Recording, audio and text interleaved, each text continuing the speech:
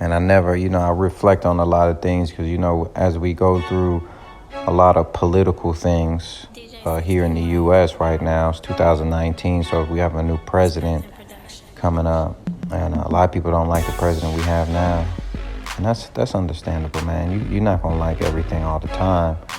But let me sprinkle some game your way. And, I really don't like talking about politics, but I understand that in the atmosphere we're in right now, that it's a heavy conversation. And a lot of people are blaming the president for certain things and pointing the finger at him and the government and his constituents. And it's totally understandable. But I just want to put something in perspective for you, so you can understand what a true leader is, man.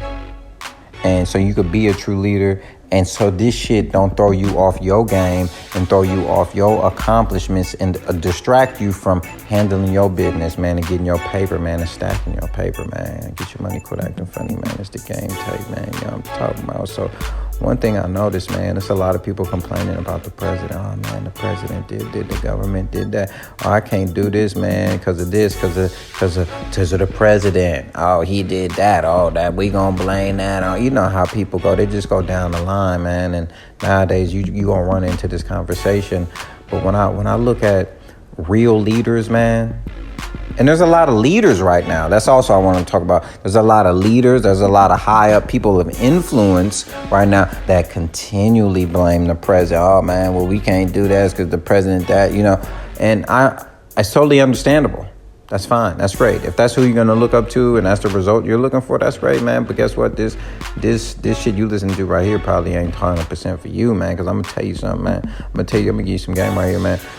Real talk. I never heard Malcolm X.